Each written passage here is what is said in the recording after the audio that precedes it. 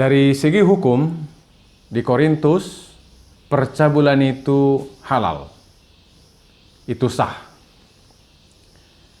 Tapi bagaimana seharusnya orang-orang Kristen Korintus, yang dalam hal ini jumlahnya masih sangat sedikit, bagaimana mereka seharusnya hidup?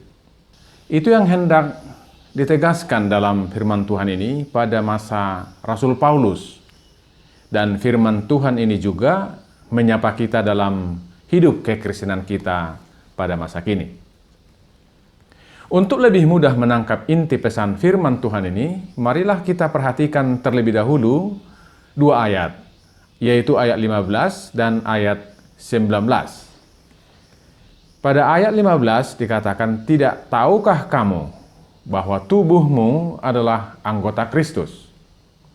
Yang artinya adalah, ingatlah tubuhmu adalah anggota Kristus. Sadarilah bahwa tubuhmu adalah anggota Kristus. Imanilah bahwa tubuhmu adalah anggota Kristus. Itu ayat 15. Tidak tahukah kamu bahwa tubuhmu adalah anggota Kristus? Kemudian ayat 19, hampir sama pertanyaannya, dimulai dengan tidak tahukah kamu bahwa tubuhmu adalah bait Roh Kudus yang diam di dalam kamu? Artinya sama seperti ayat 15 tadi, ingatlah tubuhmu adalah bait Roh Kudus. Sadarilah bahwa tubuhmu adalah bait Roh Kudus. Imanilah bahwa tubuhmu adalah bait Roh Kudus. Jadi Rasul Paulus mau membangun kesadaran dan menyegarkan iman mereka akan keberadaan orang-orang Kristen, yaitu sebagai anggota tubuh Kristus, yaitu yang mendapat kehidupan dari Kristus, yang diselamatkan oleh Kristus.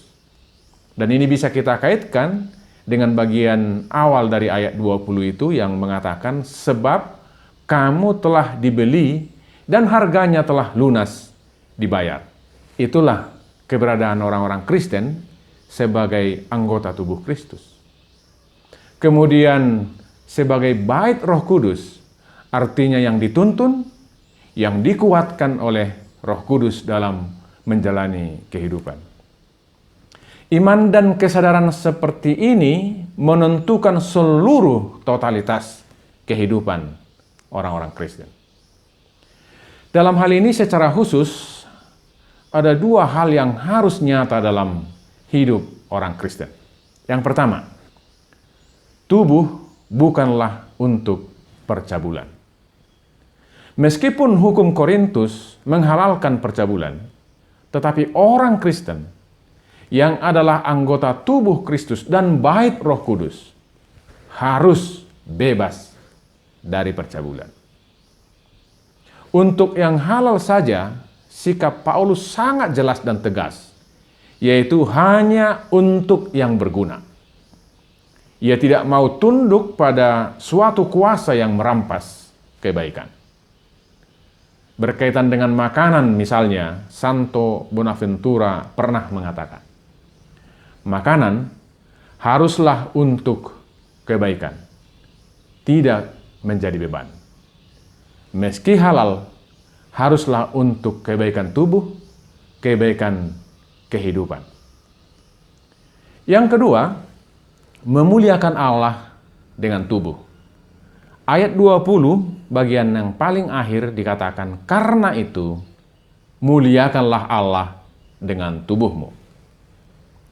Tubuh yang memuliakan Tuhan adalah kata-kata yang membangun, kreativitas yang menginspirasi, perbuatan-perbuatan yang terpuji, pekerjaan yang menjadi berkat, dan hidup yang memancarkan kemuliaan Tuhan dalam dunia yang penuh dengan pergumulan ini. Tuhan memberkati saudara dimanapun saudaraku berada. Amin.